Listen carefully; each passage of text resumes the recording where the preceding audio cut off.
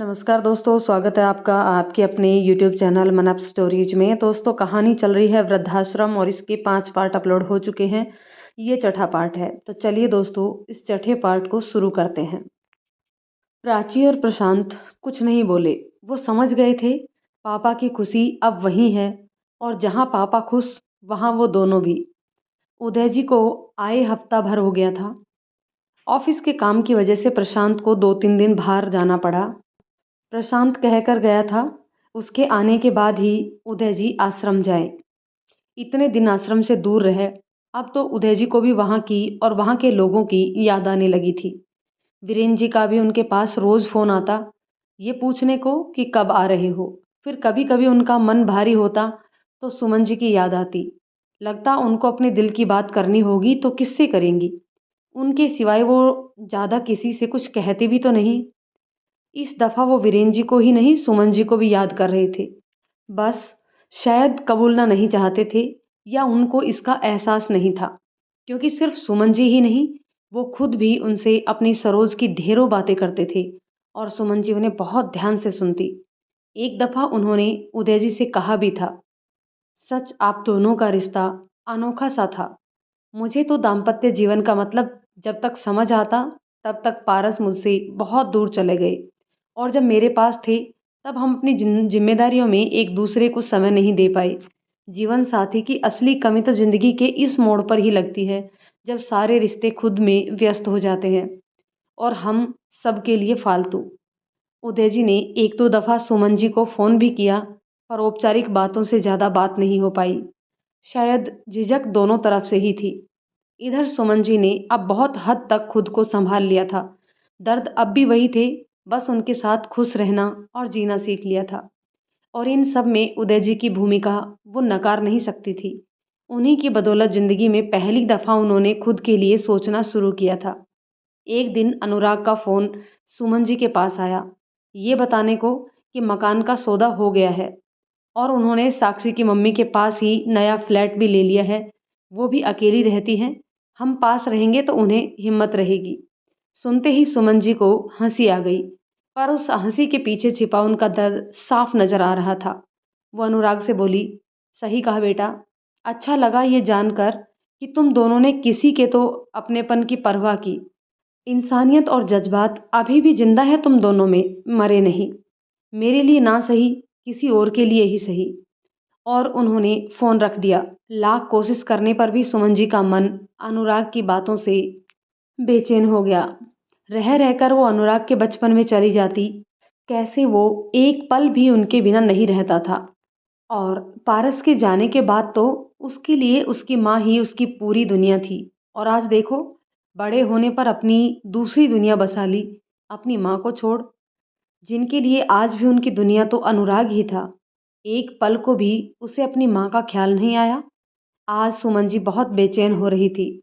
उदय जी होते तो उनसे कहे मन हल्का कर लेती। एक दफ़ा उन्होंने उन्हें फ़ोन लगाने की सोची, पर लगा वहाँ उन्हें परेशान करना सही नहीं।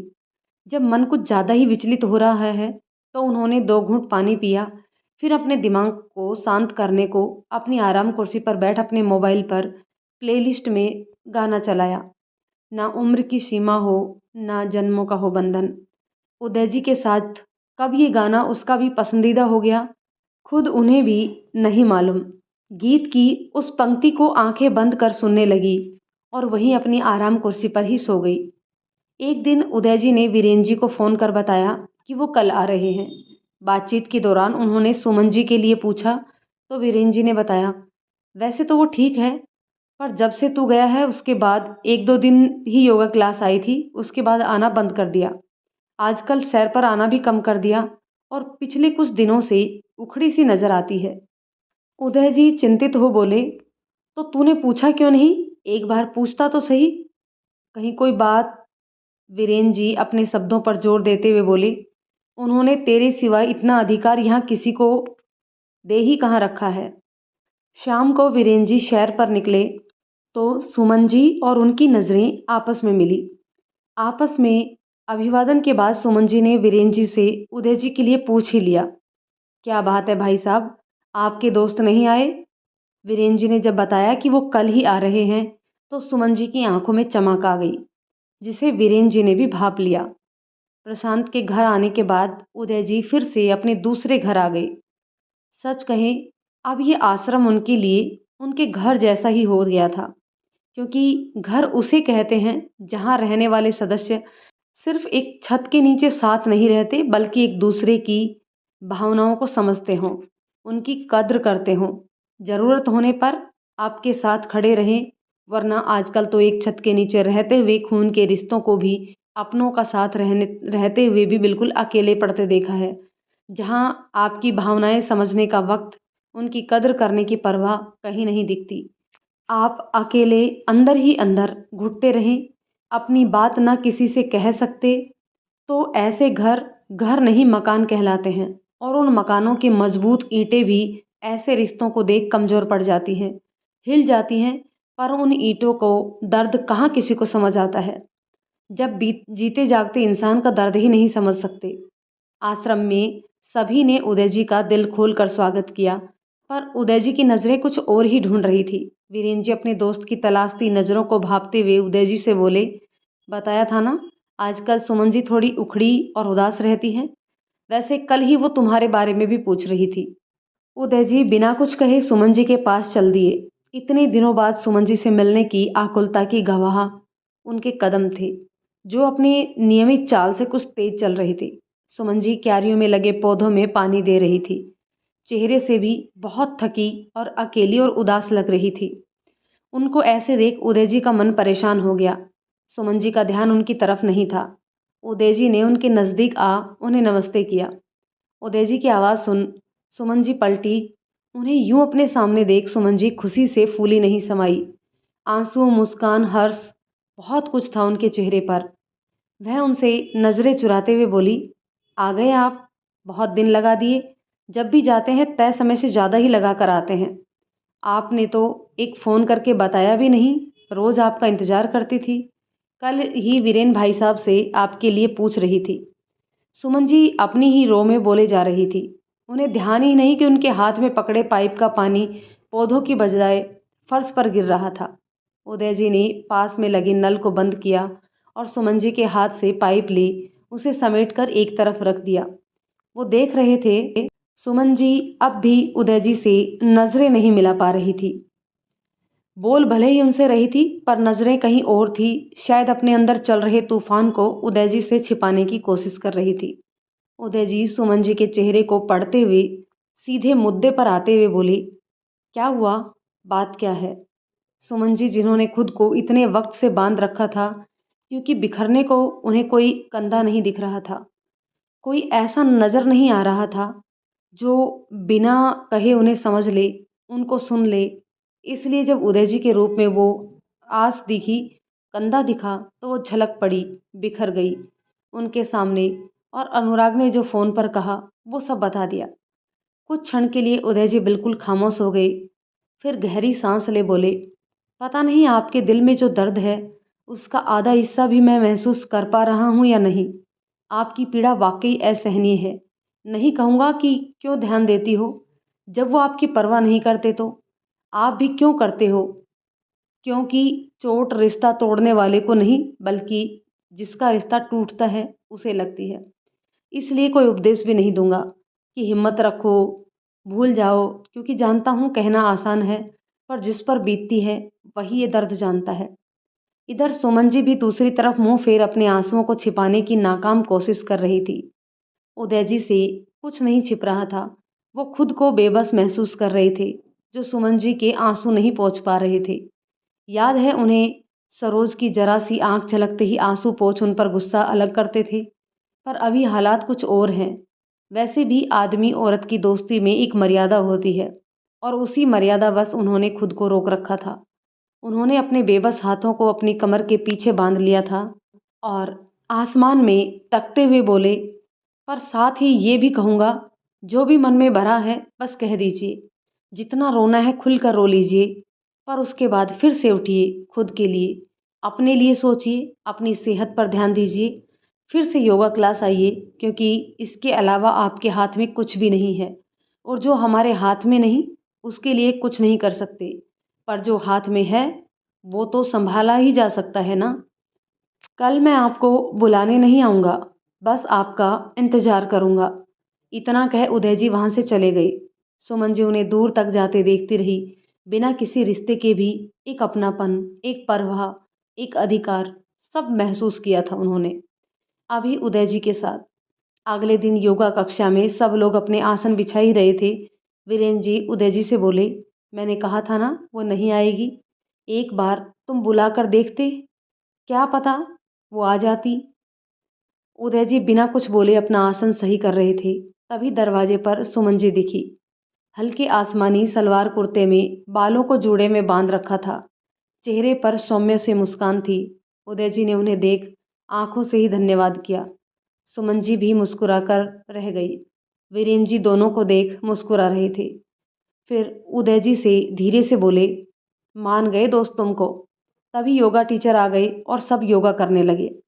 पर सुमन जी और उदय जी की दोस्ती आश्रम में एक बार फिर से चर्चा का विषय बन गई। लोग चटकारे ले उदय जी और सुमन जी की मित्रता को लेकर तरह तरह की बातें कर रहे थे। आखिर बात सुमन जी तक भी आ गई। आश्रम में ही रहने वाली एक महिला सदस्य ने सुमन जी से कहा, हम लोगों का मुंह बंद नहीं कर सकते, फिर किस किस का मुंह रोकोगी? और वैसे भी क्या गलत कह रहे हैं? तुम लोगों की दोस्ती सामान्य दोस्ती से एक पायदान आगे ही है। ऐसा कहते हुए उसकी बातों में छिपा तंज सीधे सुमन जी के दिल पर लगा। सुमन जी सकते में आ गई। इस समय ये सिर्फ उस एक औरत के शब्द नहीं, बल्कि पूरे समाज के प्रतिनिधित्व के रूप में ये वो आवाज़ थी। पारस के जाने के बाद उन्होंने सारी उम्र खुद पर एक दाग नहीं लगने दिया। आज उम्र के इस मोड़ पर, और कहीं अनुराग को भी मालूम चल गया तो क्या सोचेगा अपनी माँ के लिए? और आखिर चार लोगों की परवाह इस समाज की खातिर सुमन जी ने फिर से एक बार खुद को समेट लिया और उदय जी से एक दूरी बना ली। पहले तो उदय जी उनकी बेरुखी का कारण समझ नहीं पाए। उन्होंने सुमन जी से कई दफ़ा कारण जानने की कोशिश की, पर सुमन जी अब उनसे बात ही नहीं करना चाहती थी, क्योंकि वो डर रही थी। मुश्किल से एक ठिकाना मिला था, वो भी छिन गया तो वो कहाँ जाएगी? परेशान उदय जी ने जब वीरेन जी से बात साझा की, तो वीरेन जी ने उन्हें आश्रम में उड़ती उन दोनों की दोस्ती को ले लोगों के नज़रियों को बताया। उदय जी गुस्से में सुमन जी के पास गए और बोले, मुझे नहीं पता था आप इतनी कायर और डरपोक निकलोगी। क्यों लोगों की परवाह करती हैं, जब उन्हें आपकी परवाह नहीं? और वैसे भी हम कोई 20-21 साल के नौजवान नहीं जो कोई हमारे लिए इस तरह की बातें करे। क्यों बांधती है हमेशा खुद को लोगों के डर से?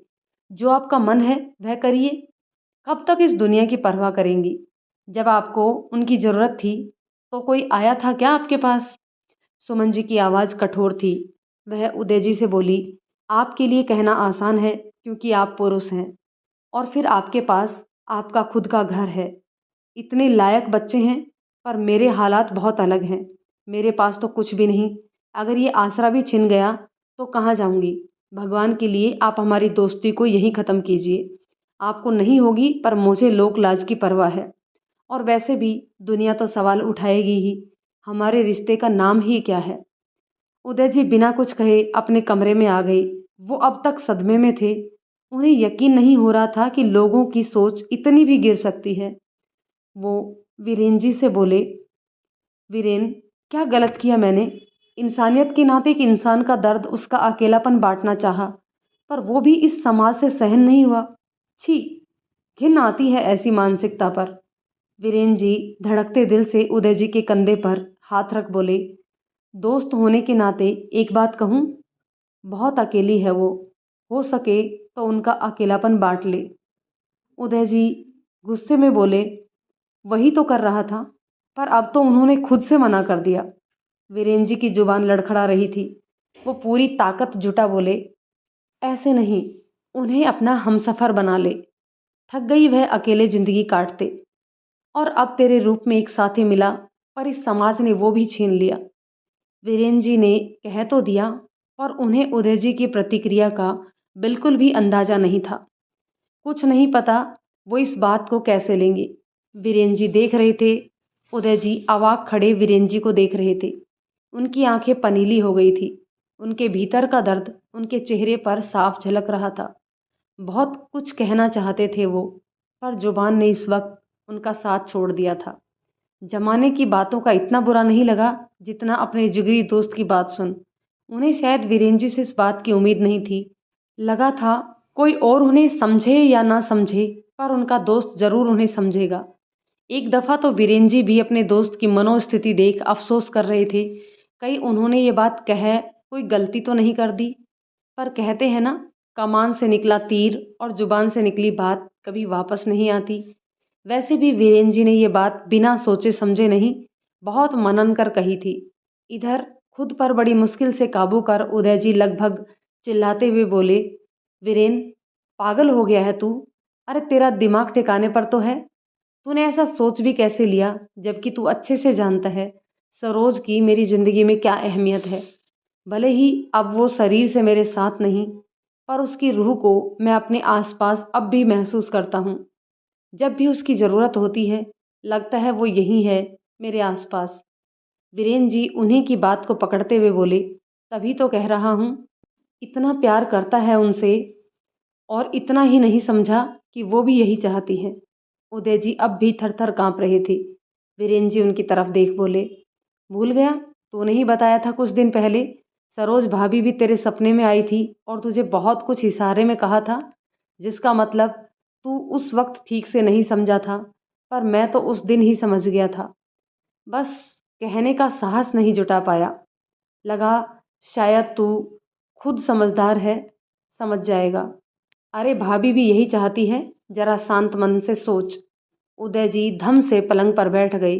अब ज़्यादा देर खड़े रहने का साहस नहीं बचा था उनमें। पास में रखे जग से गिलास में पानी डाले एक घूंट में पूरा गिलास खाली कर दिया। फिर फीकी सी हंसी हंसते हुए बोले, अपनी बात को सही साबित करने को अब तू कुछ भी मत कहे। यकीन नहीं हो रहा, तू और ये सारे लोग हमारी दोस्ती को सिर्फ एक ही नज़रिए से देखते हैं। क्या इससे ऊपर या अलग कोई कुछ सोच भी नहीं सकता? और वो भी तब जब हम उम्र के इस मोड़ पर खड़े हैं।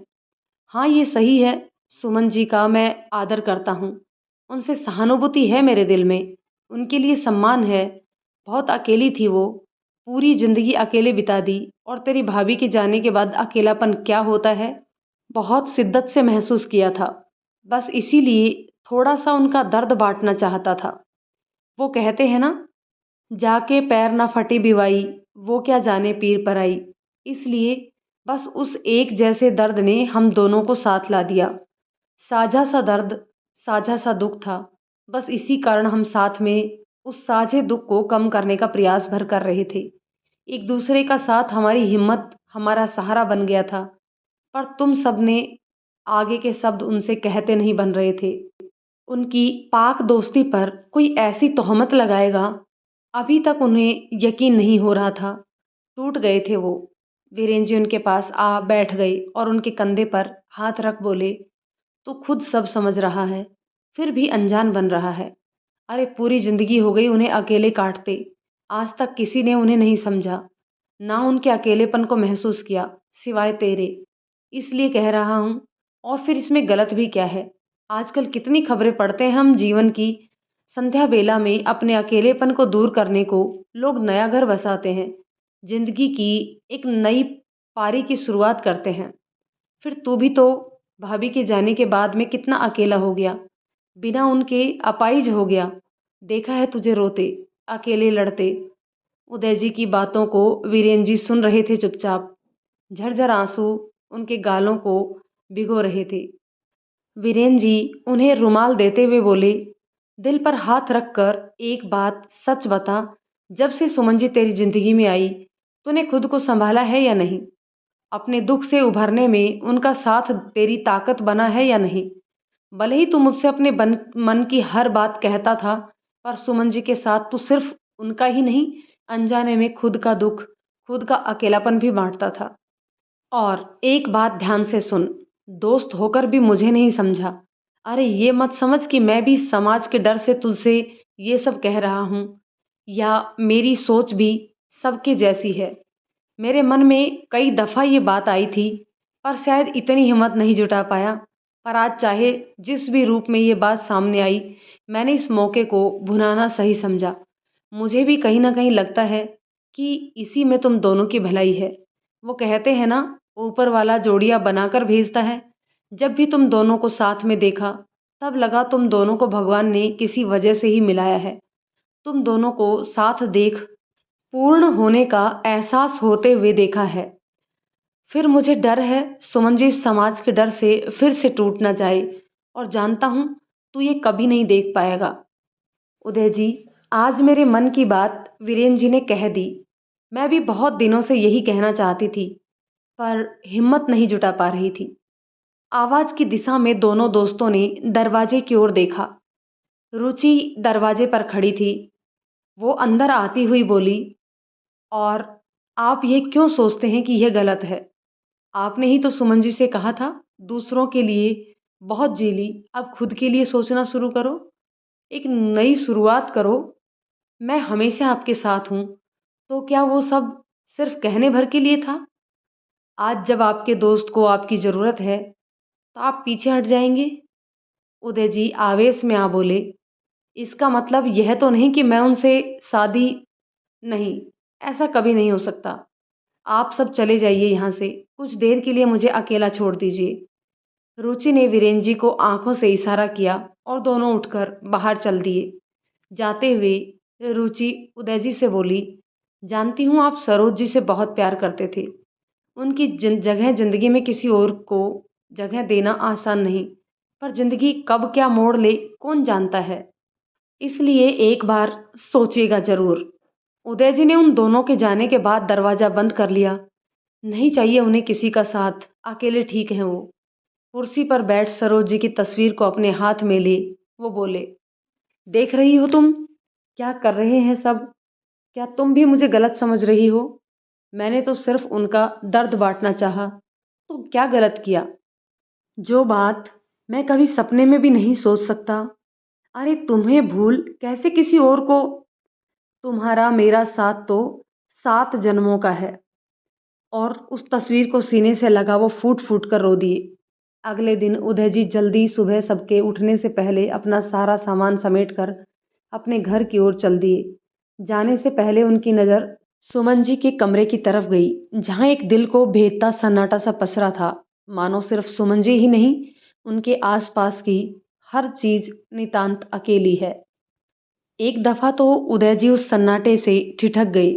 उनके बढ़ते कदम वहीं जम गए, पर अपने दिल को कठोर कर उदय जी तेज कदमों से वहां से चल दिए। कहीं सन्नाटे से वो कमजोर ना पड़ जाए। नहीं, किसी भी हाल में उन्हें अब कमजोर नहीं पड़ना है। इसलिए बिना कुछ कहे, बिना किसी को बताए वो घर आ गई। प्राची और प्रशांत उनको यूं अचानक देख हतप्रभ थे। उन्होंने जब उदय जी से पूछा, पापा यूं अचानक, सब ठीक तो है ना?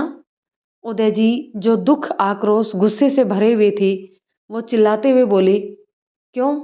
अपने ही घर आने के लिए मुझे कोई निमंत्रण की जरूरत है? मेरा घर, मैं जब चाहे आऊं, और इस दफा मैं हमेशा के लिए यहाँ आया हूँ।